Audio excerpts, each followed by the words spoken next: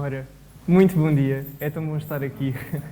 Finalmente estarmos juntos aqui na casa de Deus para cantarmos. Realmente no culto passado, que foi a primeira vez que tivemos a oportunidade, eu estava sentado a cantar e só me deu vontade de chorar de alegria de estar aqui. É tão bom nós estarmos todos de volta à casa do Senhor para cantar juntos e louvarmos a Deus. E que demos muitas graças a Deus pela sua proteção e pelo privilégio de, como igreja, nós podermos estar todos aqui com saúde e continuarmos a fortalecer-nos uns aos outros e edificarmos e continuarmos a contribuir para o reino de Deus. Não é sobre isto que eu vou falar, mas queria dar graças a Deus e aproveitar que estamos todos aqui. Então, olá a todos os que estão aqui, olá a todos os que estão do outro lado e todos os que estão do outro lado desta câmara que estão a ver esta transmissão. Que Deus vos abençoe. Podemos abrir a palavra de Deus na segunda carta aos Coríntios, no capítulo 4. Segunda carta aos Coríntios, capítulo 4, e a passagem que vai ser a central no que vamos falar hoje é do versículo 16 até ao versículo 18. Segundo aos Coríntios, capítulo 4, versículos 16 a 18. E eu acho muito interessante que hoje a leitura bíblica e os coros que nós cantamos foram focados não no presente, não naquilo que nós estamos a viver agora, mas na nossa esperança que nós temos no que advém. E esta passagem é muito importante no que toca a concentrar-nos naquilo que vem depois daquilo que nós estamos aqui a passar. Há pelo menos duas coisas na vida humana que são incontornáveis: o desgaste e os problemas. São incontornáveis. Eventualmente, ao longo da nossa vida, as coisas vão se desgastar e os problemas surgem, sempre. Rapidamente percebemos que o nosso corpo envelhece, as coisas materiais estragam, as discussões surgem, os inconvenientes acontecem e até mesmo coisas que nós nunca tínhamos planeado que acontecessem, acabam por acontecer. São coisas incontornáveis. Há coisas que simplesmente estão fora do nosso controle. Não conseguimos evitar nem controlar. Nós não podemos ordenar ao nosso corpo que pare de envelhecer, nem ao ferro que pare de enferrujar. Mas apesar destas coisas estarem fora do nosso controle, não significa que elas nos tenham que descontrolar. Podemos perder a nossa saúde, podemos perder o nosso à vontade financeiro, podemos ter pessoas chateadas connosco apenas porque nós agimos como filhos de Deus. E acreditem que se agirmos como filhos de Deus, vão haver pessoas chateadas connosco. Vão haver pessoas que, se for preciso, fabricam falsos testemunhos só para nos atacar, só para vir contra nós, porque nós estamos no mundo e o mundo odeia-nos.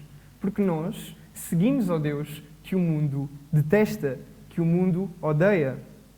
Vamos ler o versículo 16 até o versículo 18 e diz assim: por isso, não desanimamos.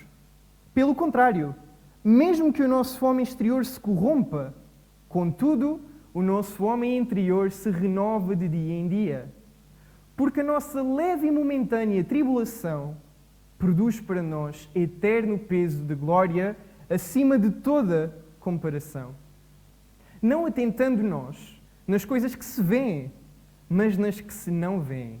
Porque as que se vêem são temporais e as que não se vêem são eternas. Podem atacar-nos, podem fazer o que quiserem, mas nós não desanimamos. Nós não nos cansamos. E este é o cerne da questão quando nós somos cristãos. Nós podemos passar por aquilo que for, mas não nos desanimamos. E não apenas porque é um ministério glorioso. Podemos ler o versículo 1 que diz: pelo que tendo este ministério, ainda do versículo 4, do capítulo 4, pelo que tendo este ministério, segundo a misericórdia que nos foi feita, não desfalecemos. Nós não desfalecemos apenas porque é um ministério que é glorioso.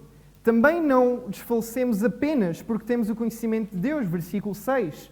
Porque Deus que disse: das trevas resplandecerá a luz, Ele mesmo resplandeceu em nosso coração para a iluminação do conhecimento da glória de Deus na face de Cristo. Nós temos conhecimento de Deus e essa, mesmo assim, não é a razão pela qual não desfalecemos. Também não é apenas porque, apesar de nós sermos oprimidos e afligidos, de fazerem coisas contra nós, apesar disso, nós vermos o fruto do nosso trabalho na vida dos outros. Também não é só por causa disso, versículo 10 e versículo 11 e 12, que diz: levante sempre no corpo o morrer de Jesus, para que também a sua vida se manifeste em nosso corpo. Porque nós que vivemos somos sempre entregues à morte por causa de Jesus, para que também a vida de Jesus se manifeste em nossa carne mortal, de modo que em nós opera a morte, mas em vós a vida. Então, nós não nos falecemos, não apenas porque o ministério é glorioso, não apenas porque nós temos o conhecimento de Deus, não apenas porque o nosso sofrimento produz fruto na vida dos outros, mas porque as nossas mágoas e os nossos sofrimentos, o desgaste do nosso corpo mortal, não são nada mais do que externas e passageiras. Tudo aquilo que nós podemos sofrer neste mundo não é nada mais do que externo e passageiro. Na realidade, vemos no versículo 16 que há uma fonte interna de vida que nunca falhará e nunca nos vai deixar aquém. Uma nova vida que veio até nós por Deus através da pessoa de Jesus Cristo e do sacrifício do Senhor Jesus Cristo. Quem disser que as nossas vidas não são atribuladas, quem disser que não passamos por problemas, ou mente ou é ignorante. Porque todos nós passamos por problemas, seja onde for. Seja no nosso relacionamento matrimonial, seja em casa, no lar, onde quer que for, com o nosso patrão, com uma pessoa da rua, até mesmo quando nós estamos quietos e não estamos a fazer nada de mal, há sempre pelo menos alguém que consegue vir ter connosco, perturbar-nos e induzir-nos a pecar. Mas aí está. Induzem-nos a pecar. Podem induzir-nos a pecar. Podem pecar contra nós. Mas nós não nos falecemos.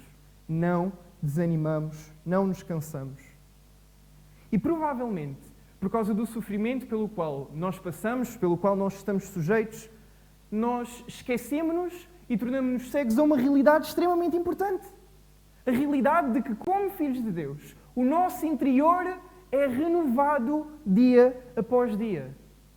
A cada circunstância que nós passamos, cada situação, cada provação, cada tentação que nós conseguimos fugir, o nosso interior é renovado. Não porque nós conseguimos fazer estas coisas todas, mas porque é o trabalho do Espírito em nós. Nós vamos invariavelmente ser trabalhados por dentro e ser renovados. E é por isso que nós não nos cansamos e nós não desfalecemos. Embora a nossa vivência esteja sujeita às condições que nós temos, às condições corpóreas e mundanas, e não há nada que possa ser feito no tocante à gradual destruição do corpo humano e do universo, o nosso interior, que é, segundo Colossenses 3:10, o novo homem que se renova para o pleno conhecimento segundo a imagem daquele que o criou, segundo a imagem de Deus. Este novo homem é renovado pela fé e pela esperança em Cristo. Todos os homens, filhos de Deus ou não, estão em declínio físico. Todo o mundo está em declínio, sempre a tender para a destruição. Mas para um filho de Deus, o caminho para a morte é, na realidade, o caminho para a vida eterna.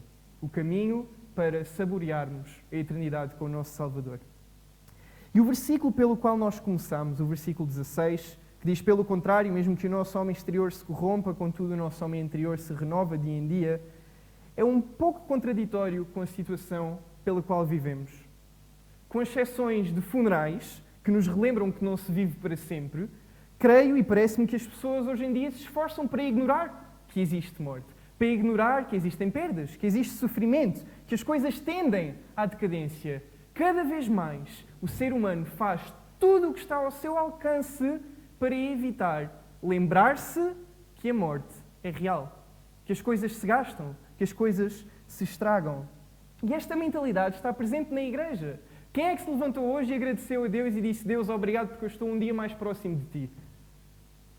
Não estou a dizer que tínhamos que o fazer, mas esta mentalidade de procurar o nosso conforto em vez de procurarmos dar de nós, está presente na igreja. A aversão do cristão à morte e ao sofrimento faz com que aconteça o oposto daquilo que o apóstolo Paulo está a dizer aqui. Mas quando o cristão não entende que o seu curso natural, que o curso natural da sua vida é a decadência e que o seu bem-estar não é o foco da sua vida, vai continuar a cansar-se espiritualmente.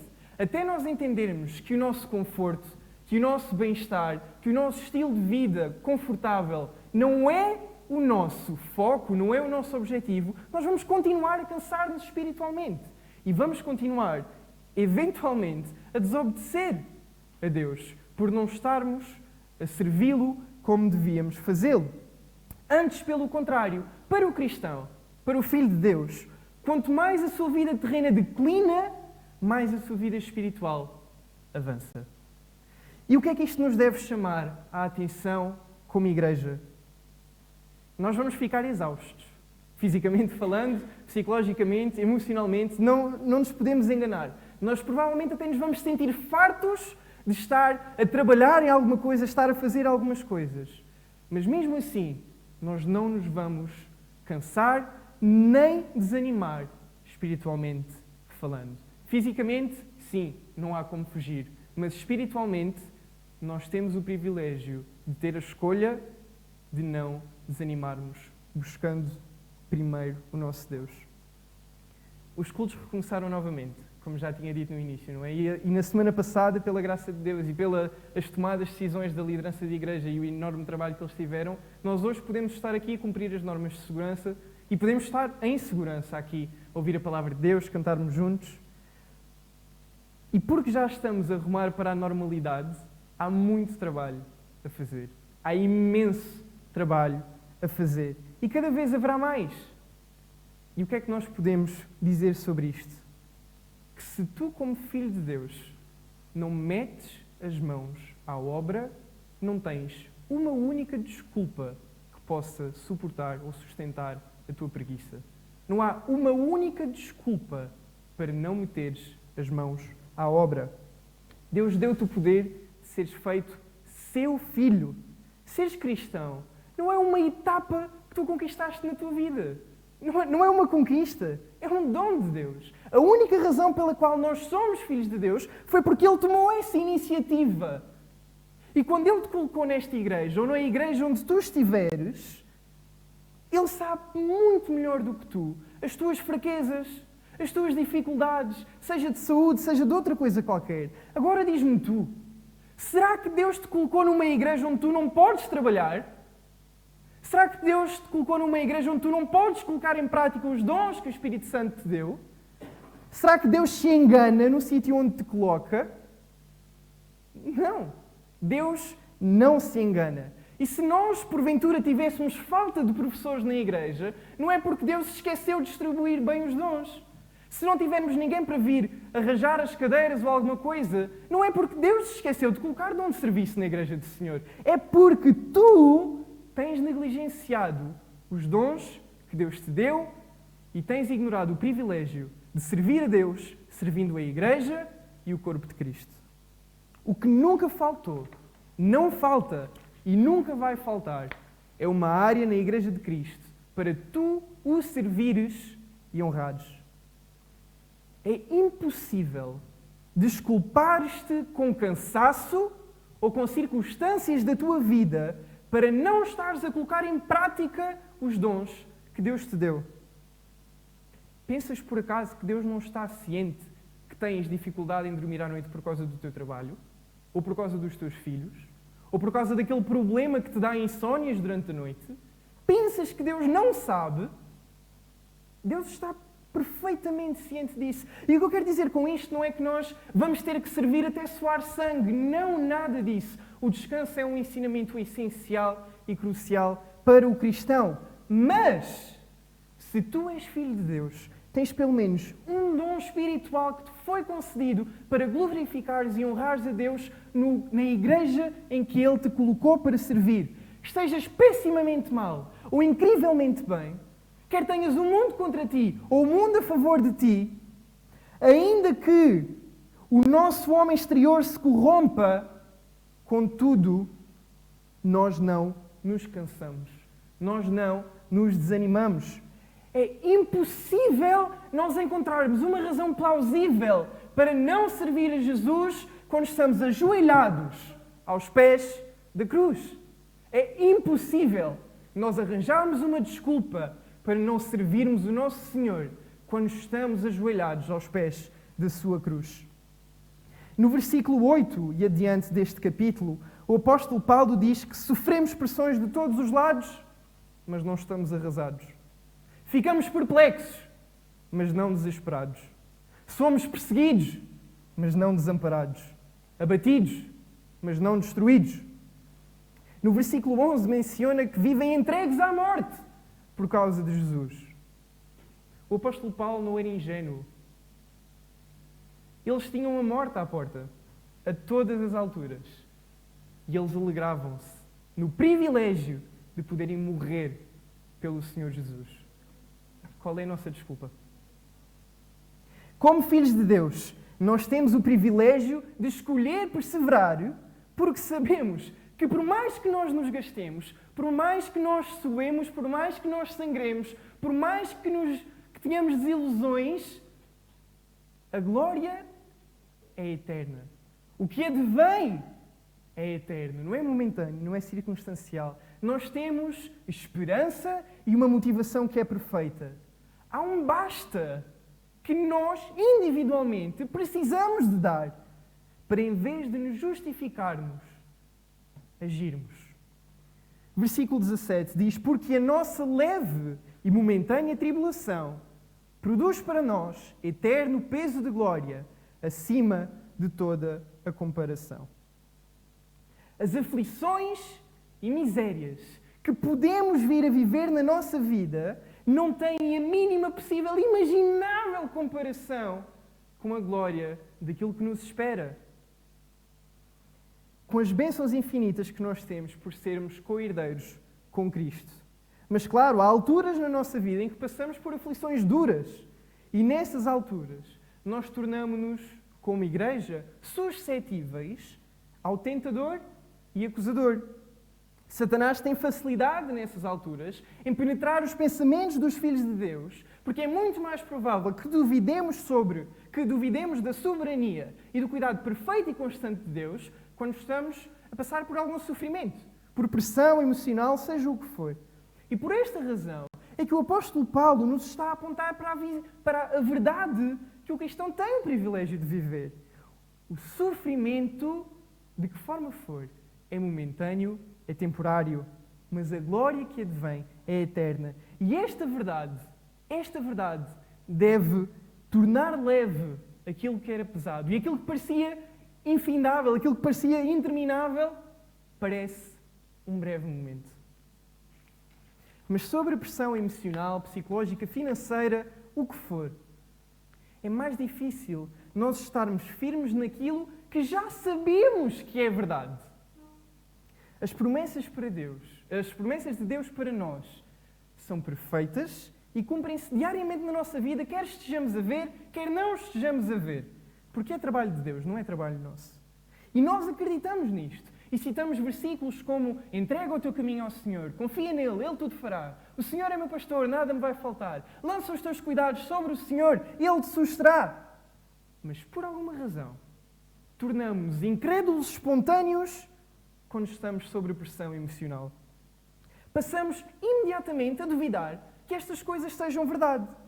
Porque nós estamos em sofrimento. E não estamos confortáveis. E como não estamos confortáveis, significa que as promessas de Deus não estão em ação na nossa vida. As promessas de Deus não são ativas. Porque se eu ao lançar os meus cuidados sobre o Senhor, Ele me sustesse, eu não me estaria a sentir mal. Eu estaria confortável. Eu viveria perfeitamente confortável sempre até o fim da minha vida. Porque as promessas de Deus são verdadeiras, afinal de contas.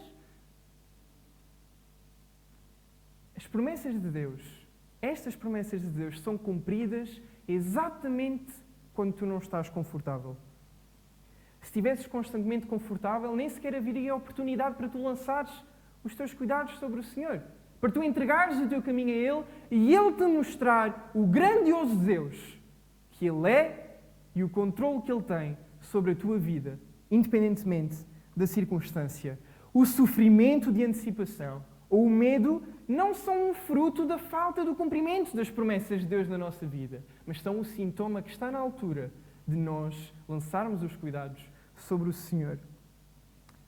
Chegando ao fim da mensagem, deixa-me lembrar-te que, como filhos de Deus, nós não estamos limitados pelas circunstâncias que conseguimos ver à nossa frente.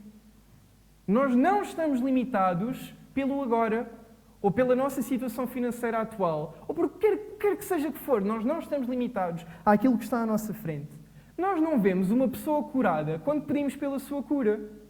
Nós não vemos uma comunidade transformada quando estamos a orar pela sua transformação.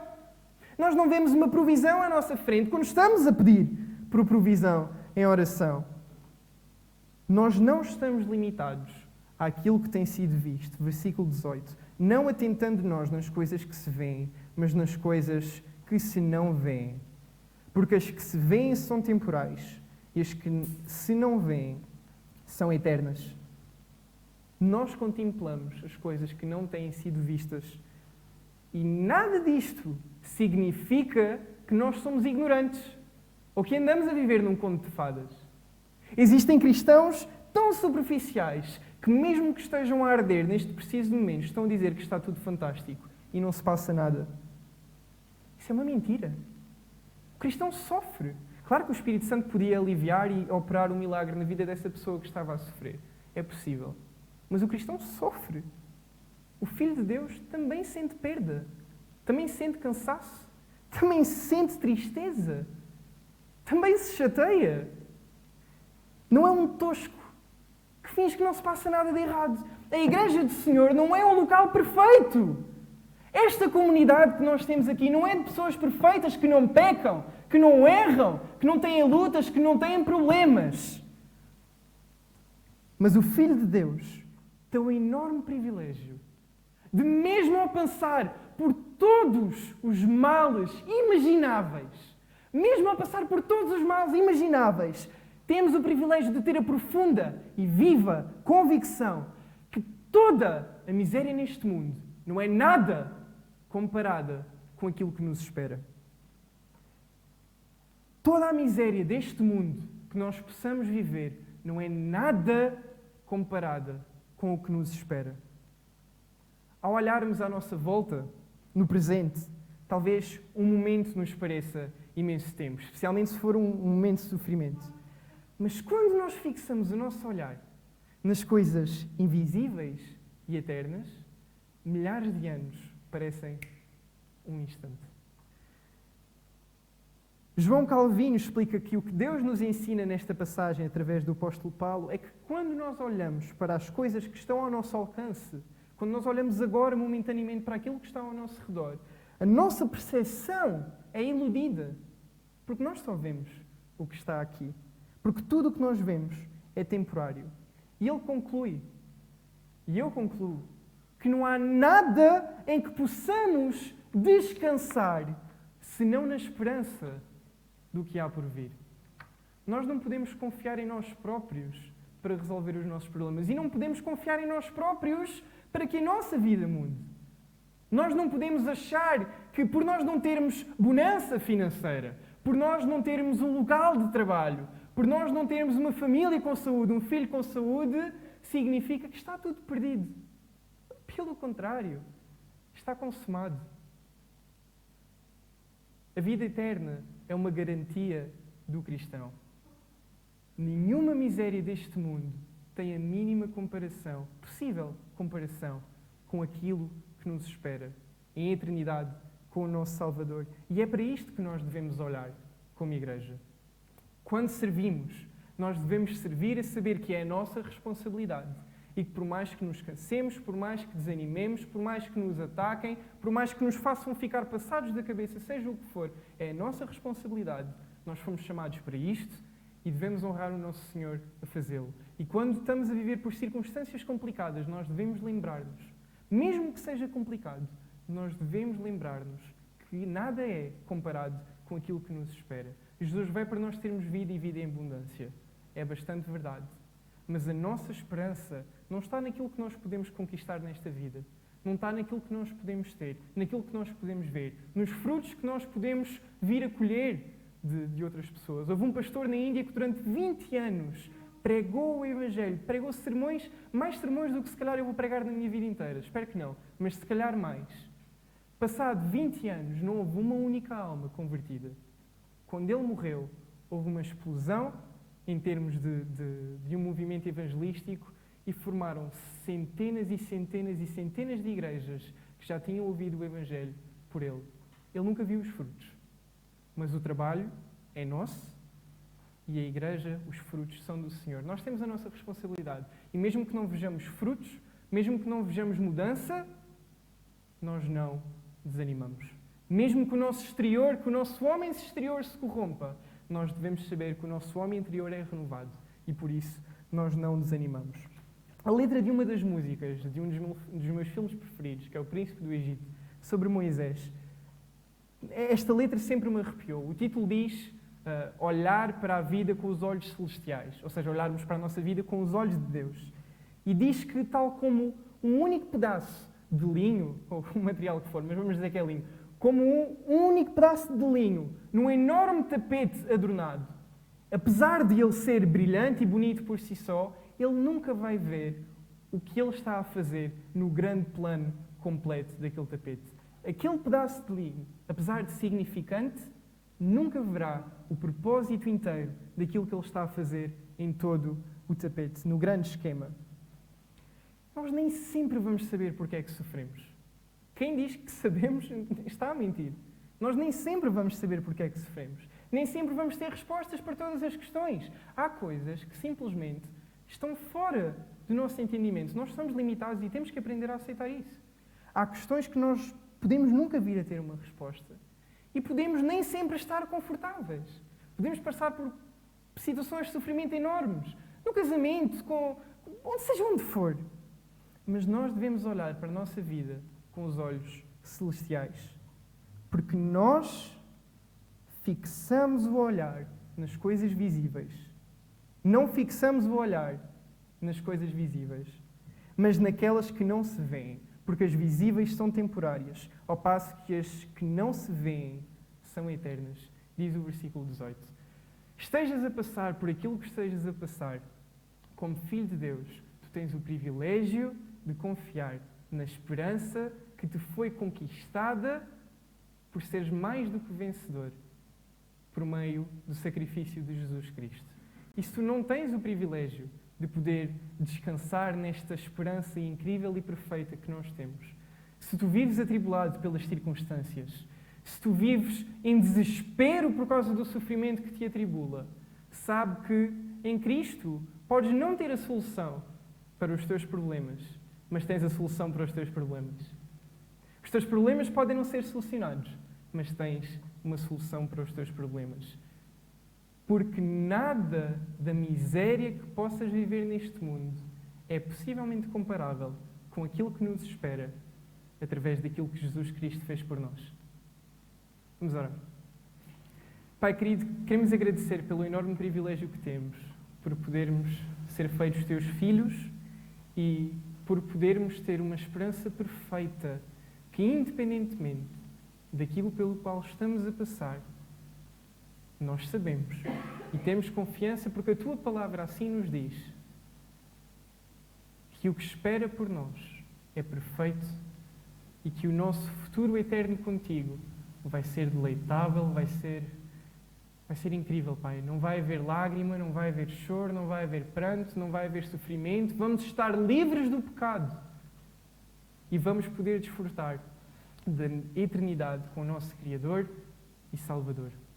Te agradecemos pelo privilégio de sermos teus filhos e porque, mesmo não vendo, mesmo não sentindo, nós temos a convicção, porque a Tua Palavra nos diz, que Tu cuidas de nós, que Tu operas diariamente nas nossas vidas. E mesmo que nós sejamos um único pedaço de linho que não entende o seu propósito no grande plano, nós confiamos que quem planeou, que és Tu, os Teus planos para nós são perfeitos. A Tua vontade para nós é perfeita, boa e agradável. E os Teus pensamentos para nós são de paz e não de mal. Tens um futuro e uma esperança para nós.